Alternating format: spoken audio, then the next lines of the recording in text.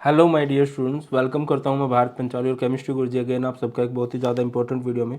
तो आज की वीडियो में हम लोग बात करेंगे पॉलीमर्स चैप्टर की। इसकी 30 मिनट्स रिवीजन करने वाले हैं और ये लेक्चर आपको हेल्प करेगा आपके नीट एग्जाम में, आपके सीयूईटी एग्जाम में। और ये एक रैपिड रिवीजन होगी। छोटा सा चैप्टर है यार, बट मैं स्टिल रिकमेंड करूँगा एनसीईआरटी पढ़ लेना। और आप जिस भी एग्जाम के लिए जा रहे हो उसके बहुत सारे क्वेश्चन की प्रैक्टिस जरूर कर लेना। और बढ़िया वाले डिजिटल नोट्स हैं, आज ही बनाए हैं। ये आपको मिल जाएंगे टेलीग्राम चैनल पर, जो कि भारत पंचाल सर के नाम से है। और आपके कुछ भी डाउट्स हो तो आप मुझे पर्सनली इंस्टाग्राम पर भी मैसेज कर सकते हो पढ़ाई से रिलेटेड कि सर ये डाउट है, श्योरली मैं जल्दी रिप्लाई कर दूंगा। तो चलिए स्टार्ट करते हैं। पॉलीमर्स, पॉलीमर्स में एक वर्ड यूज हो रहा है पोली। पोली मतलब होता है बहुत सारे, और मर मीन्स होता है बेटा जी मोलिक्यूल। जस्ट अ मिनट, मैं यहाँ पे कुछ ऐड कर लेता हूँ यार, है ना। ओके, हाँ अभी ठीक है।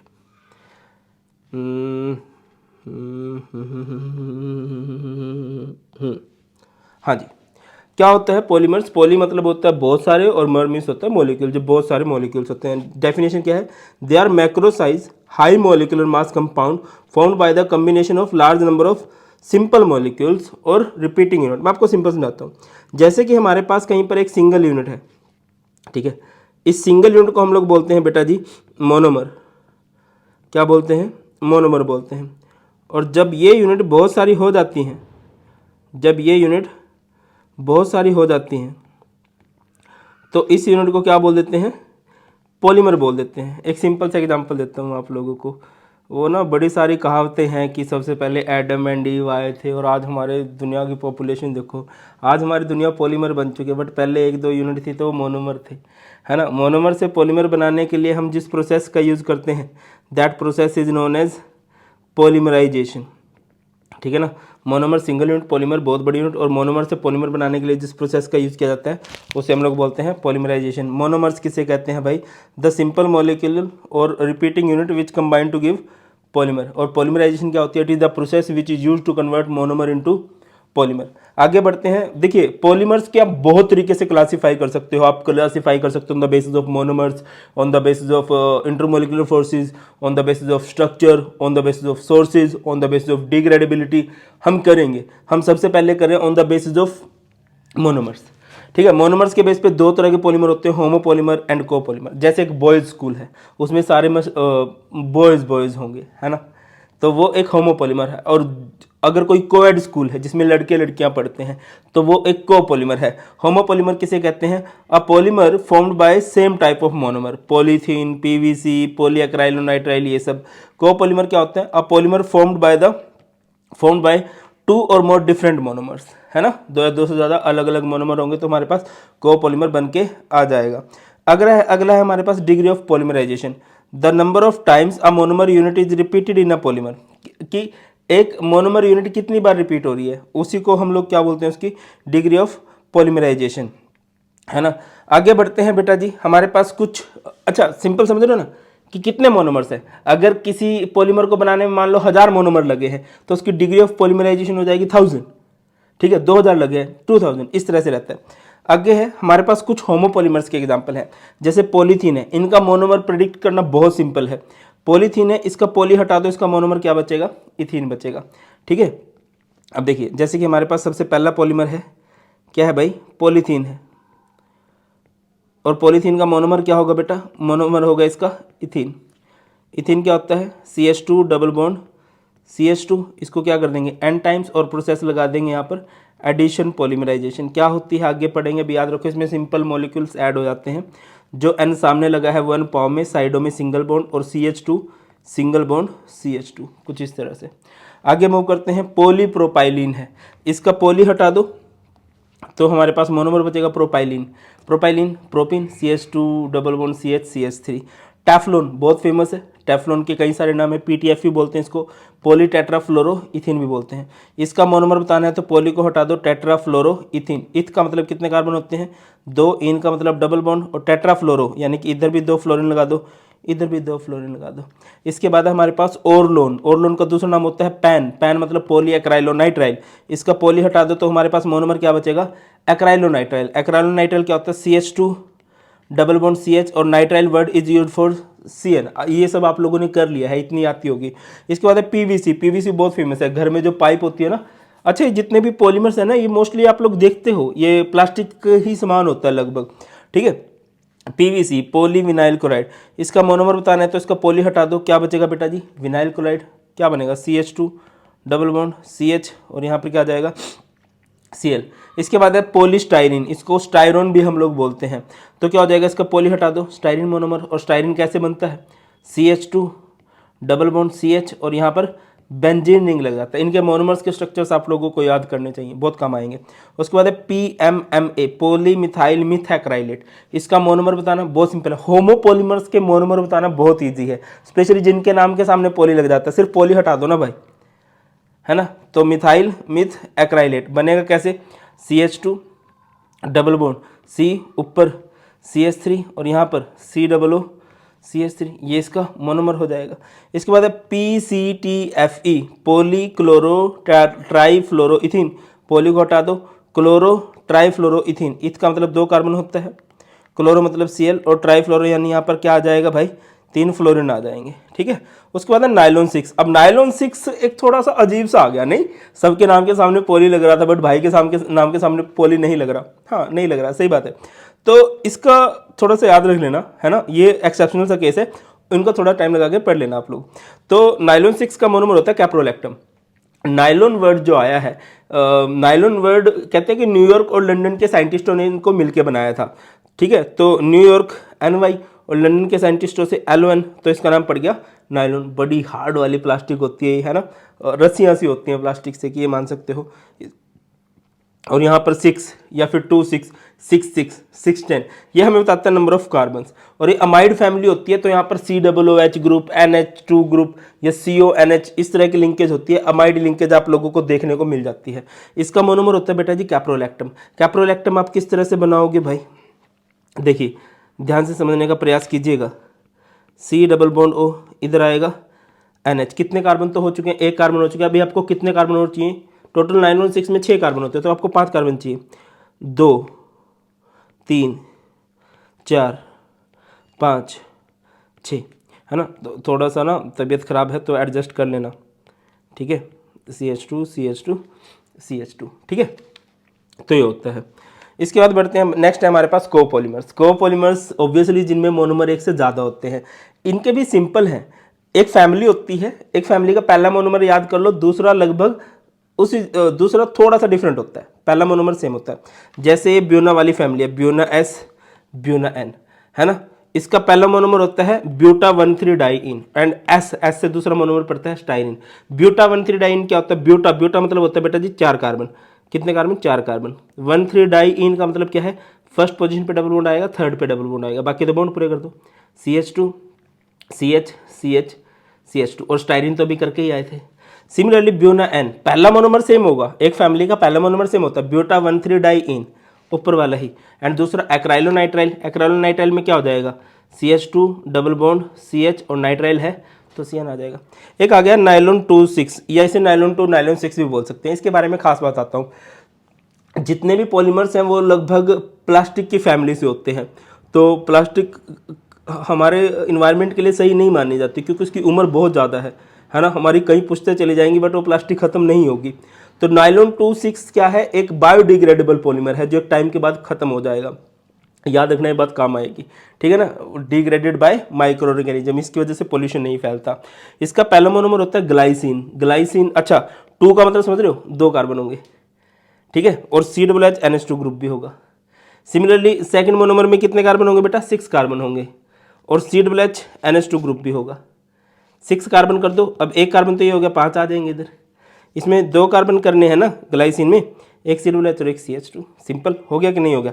अच्छा, यहाँ से मैं कोपॉलीमर्स पे जनरली कंडेंसेशन पॉलीमराइजेशन लगती है। कंडेंसेशन वर्ड का मतलब होता है निचोड़ देना, या फिर कुछ लॉस कर देना, कुछ मॉलिक्यूल्स का लॉस कर देना। जैसे कि मैं आपको नाइलॉन 2 नाइलॉन 6 समझाने का प्रयास करता हूँ, और टेंशन लेनी नहीं है, वैसे बहुत सिंपल है ये नाइलॉन 2, और अगर बहुत ज़्यादा फोर्स करोगे तो मैं डिटेल में भी करा दूंगा। नाइलॉन 2 नाइलॉन 6 ये क्या है, इसका पहला मोनोमर क्या है बेटा जी, ग्लाइसिन है, और इसका दूसरा मोनोमर क्या है भाई, 6 अमीनो हेक्सेनोइक एसिड है, 6 अमीनो हेक्सेनोइक एसिड, है ना। तो कर दीजिए भाई ग्लाइसिन, अच्छा 2 यहाँ पर 1 कार्बन CH2, यहाँ पर COOH और यहाँ पर NH2, इधर CH2 कितने हो जाएंगे 5, COOH होगा, NH2 ग्रुप होगा, और यहाँ पर प्रोसेस लगा देंगे कंडेंसेशन। कंडेंसेशन पॉलीमराइजेशन का मतलब होता है निचोड़ देना, निचोड़ देना मतलब पानी निकाल देना। इसको n टाइम्स ले लो, इसको भी n टाइम्स ले लो, क्या हो जाएगा भाई, यहाँ से आपका जाएगा OH, यहाँ से H, यहाँ से OH और यहाँ से H, तो बचा क्या, पाव में N। पाव में N लगाने का, साइडों में सिंगल बॉन्ड लगाने का मतलब है कि ये चेन बहुत ज़्यादा फैली हुई है इधर उधर, तो यहाँ पर बच जाएगा NH, यहाँ पर CH2, यहाँ पर C डबल बॉन्ड हो, यहाँ पर NH, यहाँ पर CH2 5 और यहाँ पर C डबल बॉन्ड O। इस तरह से बेटा जी ये आपका हो जाने वाला है। चलो बहुत शानदार भाई, आगे बढ़ते हैं। नेक्स्ट है नाइलॉन 66। नाइलॉन 66 में पहला मोनोमर क्या होता है, हेक्सामिथाइल डाइमाइन। हेक्सामिथाइल का डाइमाइन का मतलब क्या हुआ भाई, अच्छा मैं इसको अगले पेज पे समझाने का प्रयास करता हूँ, ठीक है। ये सिंपली समझ में आ जाए, वैसे तो सारा थ्योरेटिकल सा है, बहुत सिंपल सा है, पहली बार देख रहे हो दैट्स वाई थोड़ा सा अजीब लग रहा होगा, वरना है बहुत सिंपल ही है भाई। आई नो तुम मुझे ज़्यादा सीरियसली लेते नहीं हो, बट ले लिया करो, मैं सही बोलता हूँ। नाइलॉन 66 का मतलब क्या, पहले मोनोमर में 6 कार्बन होंगे, दूसरे में भी 6 कार्बन होंगे। पहला मोनोमर है हेक्सामिथाइल डाइमाइन, हेक्सामिथाइल यानी कि 6 मिथाइल होंगे, CH2 6, डाइमाइन यानी कि 2 अमाइन होंगे, NH2 NH2, और दूसरा मोनोमर होता है एडिपिक एसिड। एक एसिड आ गया यानी कि यहाँ पर क्या आएगा, COOH COOH। अब दूसरे मोनोमर में 6 कार्बन होने चाहिए, 2 तो हो ही चुके हैं, 4 रह गए ना, CH2 4। अब 610 में पहला मोनोमर तो सेम होगा, हेक्सामिथाइल डाइमाइन, और सबेसिक एसिड में 10 कार्बन होने चाहिए ना, 2 तो ये COOH हो गए, और यहाँ पर आ जाएंगे आपके 8 कार्बन। उसके बाद है टेरिलीन। टेरिलीन, अब देखो इसमें क्या होगा भाई, पहला मोनोमर होगा glyptal, sorry ethylene glycol. Ethylene glycol क्या होता है, जब लगातार 2 कार्बन पे लगातार 2 OH होते हैं, है ना, ये देखो CH2 ट्वाइस OH। और दूसरा मोनोमर क्या होगा भाई, टेरीथैलिक एसिड। ये थैलिक एसिड वर्ड आप लोगों ने सुना होगा, phthal word is used for benzene, और टेरी पैरा की जैसे पोजीशन होती है, फर्स्ट और फोर्थ पोजीशन पे COOH ग्रुप लग जाता है। इसका OH और इसका H निकल जाएगा तो पानी बन जाएगा। समझ रहे हो ना कि नहीं समझ रहे हो, समझना चाहिए। जैसे कि इस मोनोमर से अगर आप पॉलीमर बनाना चाहते हो तो क्या हो जाएगा भाई, जैसे कि ये है तो क्या होगा, इसका H, इसका OH, सिमिलरली इसका OH और इसका H बाहर निकल जाएंगे, तो यहाँ पर क्या बचेगा O, यहाँ पर CH2 twice O, C double bond O, यहाँ पर बेंजीन और यहाँ पर C डबल बॉन्ड O, और पाव में क्या आ जाएगा बेटा जी N। इस तरह से नेक्स्ट अगला भी सेम है, बस इसमें क्या हो जाएगा, टल में याद रखिए, टल में थैलिक एसिड। ये तो टेरी था ना, टेरी थैलिक एसिड होगा, इसमें टल में क्या होगा, थैलिक एसिड। पहला मोनोमर तो दोनों का सेम है, इथाइलिन ग्लाइकोल। थैलिक एसिड में क्या होगा, ये फर्स्ट सेकंड पोजीशन पे होगा। जैसे कि आपकी बेंजीन है, आपको COOH लगाना है ना, तो ये फर्स्ट और सेकंड पोजीशन पे COOH आपका आ जाने वाला है। इसके बाद है फॉर्मल्डिहाइड रीजन्स। फॉर्मल्डिहाइड रीजन्स ऐसे पॉलीमर्स होते हैं जिसमें एक मोनोमर फॉर्मल्डिहाइड फिक्स होता है, ठीक है। जैसे कि सबसे पहले फिनोल फॉर्मल्डिहाइड रीजन, और इसका दूसरा नाम होता है बेकेलाइट। बहुत हार्ड पॉलीमर माना जाता है, फिनोल बना दो भाई, है ना, और फॉर्मल्डिहाइड इज CHO। नेक्स्ट है मेलेमाइन। मेलेमाइन फॉर्मल्डिहाइड रीजन, तो इसमें इसको मेलेमैक भी बोलते हैं। मेलेमाइन कुछ ऐसे होता है, इस तरह से बना सकते हो आप लोग, जैसे बेंजीन होता है ना, इस तरह से अल्टरनेट डबल लगा दो, ठीक है, फिर लगा दो यहाँ पर N N N, और बाकी यहाँ पर NH2 NH2 NH2, कुछ इस तरह से रहता है, ठीक है। अल्टरनेट नाइट्रोजन है और अल्टरनेट कार्बन है, और कार्बन पे लगे हुए हैं NH2। इसका नाम होगा 2,4,6 ट्राई अमीनो 1,3,5 ट्राइएजाइन, और फॉर्मल्डिहाइड तो है ही। इसके बाद है यूरिया फॉर्मल्डिहाइड रीजन। यूरिया में क्या होगा, यूरिया इज NH2CONH2, और फॉर्मल्डिहाइड इज HCHO। नेक्स्ट हमारे पास आता है classification of polymers on the basis of sources. हमने पॉलीमर्स को क्लासीफाई करना है on the basis of their source, कि कोई पॉलीमर हमें कहाँ से मिलता है। देखिए बेटा 3 तरह के पॉलीमर हो सकते हैं, natural polymer, synthetic polymer and semi synthetic polymer. Natural polymer नाम से ही क्लियर है, जो हमें नेचर से मिलते हैं, प्रकृति से मिलते हैं। प्रकृति का मतलब होता है एनिमल से या फिर प्लांट से। सिंथेटिक पॉलीमर किसे कहते हैं, जो मैन मेड पॉलीमर होते हैं, जिनको इंसान ने बनाया है। सेमी सिंथेटिक, सेमी फाइनल से वर्ड ये निकला है, सेमी मतलब होता है आधा, आधा सिंथेटिक है और आधा नेचर की देन है। समझ रहे हो कि नहीं समझ रहे हो। जैसे दूध है, दूध हमें एनिमल से मिलता है ना, वो नेचुरल है, बट आजकल दूध पाउडर से ही बना लेते हैं, वो सिंथेटिक है। बट अगर हमें पनीर बनाना है तो दूध एनिमल से मिलेगा और उसमें हम नींबू डाल लेंगे या कुछ और केमिकल डाल लेंगे तो पनीर बन जाएगा, वो सेमी सिंथेटिक हो जाता है। नेचुरल जो हमें नेचर से मिलते हैं, सिंथेटिक जो मैनमेड है, सेमी सिंथेटिक जो आधे इंसान ने बनाए हैं, आधे हमें नेचर से मिले हैं। अब इसको थोड़ा डिटेल में देख लेते हैं। ओके, तो बात करते हैं सबसे पहले नेचुरल पॉलीमर की। Natural polymer those substances which are obtain naturally and mainly found in plants and animals, है ना, जैसे starch, cellulose, proteins, natural rubber. ये स्टार्च, सेल्यूलोज ये सब आप लोग सुन चुके हो। कहाँ पर सुन चुके हो भाई? बायोमोलिक्यूल्स में सुन चुके हो या सुनोगे, ठीक है। सबसे पहला मोनोमर है, पॉलीमर है पॉलीआइसोप्रीन। पॉलीआइसोप्रीन नेचुरल रबर का दूसरा नाम है। अब पॉली लग गया तो इसका मोनोमर प्रेडिक्ट करना बहुत इजी है, आइसोप्रीन। आइसोप्रीन क्या होता है? जैसे ब्यूटा 1,3 डाइयून होता है ना, इसके सेकंड पोजीशन पे एक मिथाइल ग्रुप लगा दो, एडिशन पॉलीमराइजेशन लगाएंगे, साइडों में single bond, double bond single में बदलेगा और सिंगल बॉन्ड डबल में बदलेगा। क्यों बदलते हैं? बॉन्ड भी पूरे रहते हैं इसके, ठीक है ना। मैं दोबारा समझाता हूं मैंने क्या बोला है। आइसोप्रीन है हमारे पास, क्या है ब्रो? आइसोप्रीन। आइसोप्रीन से क्या बन जाएगा? आइसोप्रीन से हमारा बन जाएगा पॉलीआइसोप्रीन, है ना, पॉलीआइसोप्रीन।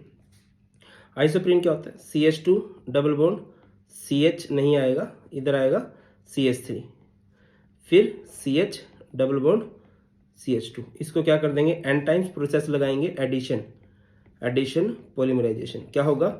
जो N सामने लगा है वो N पाँव में, साइडों में single bond, CH2 double bond बदल जाएगा सिंगल में, CH3 सिंगल बॉन्ड बदल जाएगा डबल में, CH, और यहाँ पर हमारा आ जाएगा CH2, ठीक है ना। उसके बाद है सिंथेटिक पॉलीमर। सिंथेटिक पॉलीमर्स को हम लोग मैन मेड पॉलीमर्स भी बोलते हैं। Those polymers which are prepared in lab by human beings, ठीक है। जितने भी है पॉलीथीन, अब पॉलीथीन किसी पेड़ पौधे पे नहीं लगती है, किसी एनिमल से नहीं मिलता है, या पीवीसी की पाइप नहीं है कि एक डॉगी जा रहा था, अरे पीवीसी की पाइप दे पे, तेरी पूंछ मेरे को पीवीसी की पाइप लग रही है, ऐसा नहीं होता है ना, वो इंसानों ने बनाए हैं, ठीक है। तो कुछ नए एग्जाम्पल की मैं बात करूं, नियोप्रीन का केमिकल नाम होता है पॉलीक्लोरोप्रीन, और इसका मोनोमर प्रेडिक्ट करना अगेन बहुत ईजी है। इसका पॉली हटा दो तो हमारे पास जो बचेगा वो इसका मोनोमर होगा। तो क्लोरोप्रीन वो उस CH3 की जगह Cl आ जाएगा, बाकी सेम है। इसके बाद है सेमी सिंथेटिक आधे इंसान ने बनाए हैं और आधे हमें नेचर से मिलते हैं। Those polymers which are found in nature but chemically modified by human beings. Vulcanised rubber, बहुत हार्ड रबर होती है, नेचुरल रबर बहुत सॉफ्ट होती है। तो नेचुरल रबर में क्या किया गया? नेचुरल रबर में सल्फर मिला दिया गया तो हमें वल्कनाइज्ड रबर मिल गई। जैसे टायर वगैरह होते हैं ना हमारे, टायर्स की रबर बहुत हार्ड होती है ब्रो। ट्रैक्टर का टायर देखो, बहुत खतरनाक चीज होती है, बहुत हार्ड रबर होती है। वो बनता कैसे है? नेचुरल रबर में हम लोग सल्फर मिला देते हैं। नेचुरल रबर में सल्फर मिला देते हैं तो वल्कनाइज्ड रबर बनती है, और इस प्रोसेस को हम लोग बोलते हैं वल्कनाइजेशन। जैसे कि ये हमारे पास नेचुरल रबर है, ये हमारे पास क्या है? नेचुरल रबर है, और नेचुरल रबर में हम लोग क्या जोड़ देंगे? सल्फर जोड़ देंगे, तो ये हमारे पास क्या बन जाएगी? Vulcanised rubber. अगर आपसे कोई पूछे नेचुरल रबर में वल्कनाइज्ड रबर में डिफरेंस क्या है? Natural rubber is soft and sticky, vulcanised rubber hard होती है, नॉन स्टिकी होती है। टेंसाइल स्ट्रेंथ लो होती है। Tensile strength is like pushing strength, या मतलब लाइक पुलिंग स्ट्रेंथ आप लोग बोल सकते हो। देखिए जैसे मैं इसको खींचता हूँ, इसके सारे पार्टिकल पास पास जुड़े तो सारे खींचते चले जाएंगे, इलास्टिसिटी वगैरह नहीं होती है, ठीक है ना। इसकी हाई टेंसाइल स्ट्रेंथ होती है, इसके अंदर लो इलास्टिसिटी होती है, इसके अंदर हाई इलास्टिसिटी होती है।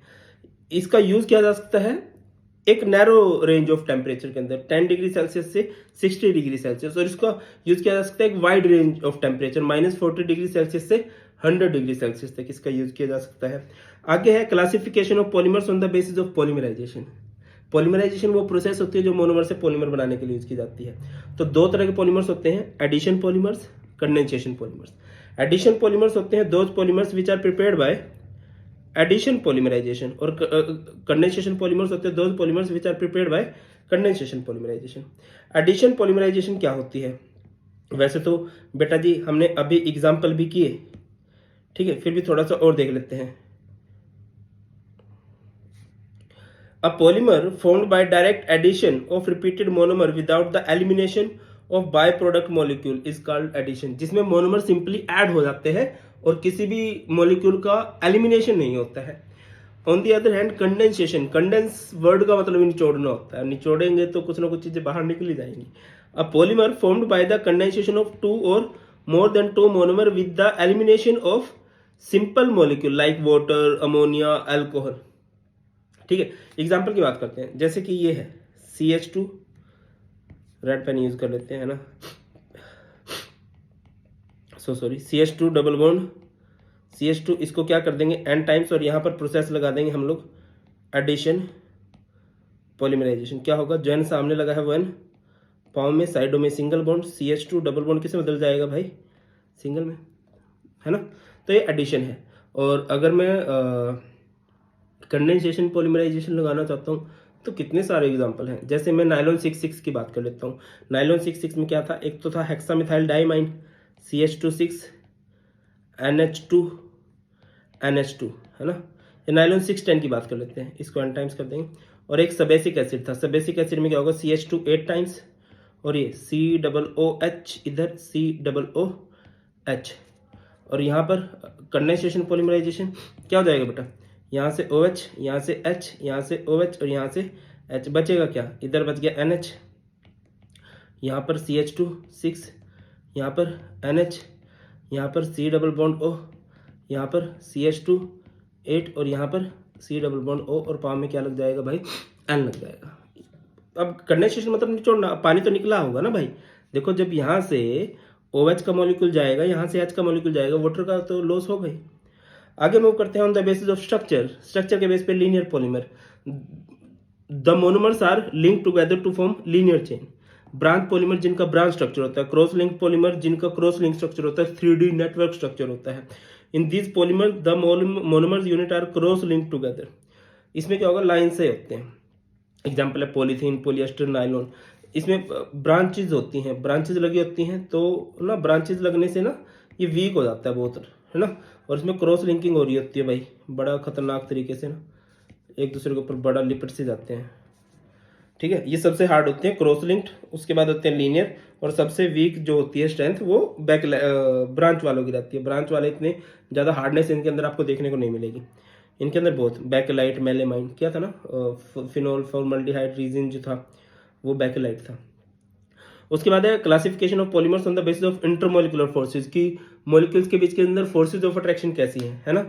तो यहाँ से elastomers, fibres, thermoplastic, thermosetting. Elastomer नाम से ही क्लियर है, इलास्टिक, जिनकी फोर्स ऑफ अट्रैक्शन सबसे वीक होती है। These are the polymer having very weak intermolecular forces, इनकी इंटरमोलिकुलर फोर्सेज वेरी वीक होती हैं, है ना। और आगे बात करें, नेक्स्ट है हमारे पास फाइबर्स। बाकी वल्कनाइज्ड रबर की जगह इसका बुनाइस एग्जाम्पल हो जाना चाहिए था। फाइबर्स किसे कहते हैं, these are the polymers which have strong intermolecular forces, जिनकी इंटरमोलिकुलर फोर्सेज बहुत ज़्यादा स्ट्रॉन्ग हो। एग्जाम्पल्स की बात करें, जैसे नाइलॉन 66। थर्मोप्लास्टिक, थर्मोप्लास्टिक में एक वर्ड आ गया प्लास्टिक और थर्मो। जैसे प्लास्टिक होते हैं ना, आपने देखा होगा जो कूड़ा बीनने वाले होते हैं, है ना। आजकल जहाँ पे घर पे सुबह सुबह एक वैन आ जाती है, गाड़ी वाला आया घर से, है ना। और भी एक वो कैलाश खेर का गाना बजता है यार, मैं भूल गया, कमेंट सेक्शन में बता देना कौन सा गाना बजता है। ठीक है, तो भाई साहब क्या होता है, थर्मोप्लास्टिक का मतलब रहता है प्लास्टिक होती है, थर्मो का मतलब होता है गर्म करेंगे, गर्म कर करके आप उसकी शेप को मोल्ड कर सकते हो, बदल सकते हो बार बार। These are the polymers in which the intermolecular forces of attraction are intermediate between those of elastomers and fibres, इन दोनों के बीच में गई होती हैं। They can be easily moulded on heating, thermoplastic soften on heating and hard on cooling. Polythene, polystyrene, PVC, thermosetting, गर्म करेंगे एक शेप आ गई, सेट हो गए, फिर गर्म करोगे आप, इनकी शेप बार बार नहीं बदल सकते। ठीक है ना। कुछ खास तरह की प्लास्टिक होती है जो बार बार नहीं लेता कबाड़ी, वो रीज़न उसका यही होता है कि वो थर्मोसेटिंग पॉलीमर्स होते हैं, उनकी शेप नहीं बदली जा सकती, वो रिमोल्ड नहीं हो सकते। They have extensive cross link formed between polymer chains on heating, they undergo a permanent change on heating. गर्म करोगे तो एक परमानेंट चेंज आएगा, बार बार आप उनकी शेप को चेंज नहीं कर सकते हो। उसके बाद हमारे पास पॉलीमर्स एंड पॉल्यूशन की बात करते हैं। तो जैसे कि मैंने बताया कि पॉलीमर्स की वजह से पॉल्यूशन होता है ना, और मैक्सिमम पॉलीमर्स की वजह से पॉल्यूशन होता है। तो फिर साइंटिस्टों को जरूरत पड़ी, इवन मतलब मैं जब अपने कॉलेज में था तो मुझे भी यही पॉलीमर बनाने को मिले थे, बायोडिग्रेडेबल पॉलीमर। मैंने तो दूध से बना दिया था, पनीर से वाला सीन था। ठीक है, बाकी क्या होता है भाई, बायोडिग्रेडेबल। देखिए पॉलीमर्स एंड पॉल्यूशन की बात करें, पॉलीमर्स क्या होते हैं, नॉन बायोडिग्रेडेबल इन नेचर होते हैं। तो once produce they will remain forever. तो वो इंक्रीज करते हैं पोल्यूशन को। तो बायोडिग्रेडेबल पॉलीमर्स कौन से होते हैं? Those polymers which are degraded by microorganism, है ना। अभी एक थोड़ी देर पहले बताया था नाइलॉन 2,6 या नाइलॉन 2, नाइलॉन 6 बोल सकते हैं। नेक्स्ट हमारे पास पीएचबीवी। पीएचबीवी की फुल फॉर्म होती है पॉली बीटा हाइड्रोक्सी ब्यूटारेट को बीटा हाइड्रोक्सी वेल्वरेट। इसके मोनोमर्स होते हैं, कौन कौन से मोनोमर्स होते हैं भाई? पहला है 3 hydroxy butanoic acid, 3 hydroxy pentanoic acid, है ना। अब बना दो, ब्यूट का मतलब 4 कार्बन, 1 2 3 4, ये 3 पे हाइड्रोक्सी आ गया। 3 हाइड्रोक्सी पेंटानोइक एसिड, 1 2 3 और 2 5, 3 पे हाइड्रोक्सी आ गया, है ना। वाटर मॉलिक्यूल का लॉस होगा तो यहाँ से OH जाएगा, यहाँ से H जाएगा, सिमिलरली OH जाएगा, H जाएगा, बस लगा दो भाई। ये O, ये CH, CH3, CH2, CO, यहाँ पर CH के नीचे C2H5, फिर ये CH2 और ये CO, बात खत्म, ठीक है। अच्छा, एक low density polythene, high density polythene, आपने देखा होगा यार कि ना कई पॉलीथीन ना, जैसे किसी ब्रांड की से कपड़े लेके आते हैं ना, वो प्लास्टिक होती है, पॉलीथीन होती है, बट वो बड़ी हार्ड सी होती है। और कई बार ना हम चीनी वगैरह लेने चले जाते हैं आधी किलो, तो पॉलीथीन ट्रांसपेरेंट सो सॉरी, उसके तो आर पार भी दिख रहा होता है ना, वो बड़ी सॉफ्ट सी होती है। वही होता है लो डेंसिटी हाई डेंसिटी वाला कंसेप्ट है। लो डेंसिटी पॉलीथीन कैसे बनती है? टेम्परेचर लिया जाता है 350 से 570 केल्विन, ठीक है। प्रेशर लिया जाता है 1000 एटमॉस्फेरिक से 2000 और ट्रेसेस ऑफ O2 डाला जाता है। तो क्या हो जाता है? ये बन गया लो डेंसिटी पॉलीथीन। इसके बाद हाई डेंसिटी पॉलीथीन कैसे बनाया जाता है? जब टेम्परेचर लिया जाता है 333 टू 343 केल्विन, प्रेशर कम लिया जाता है।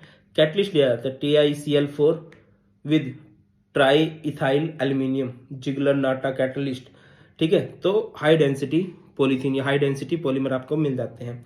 लो डेंसिटी में क्या होता है? इसका ब्रांचेज होती है इसके अंदर, ठीक है।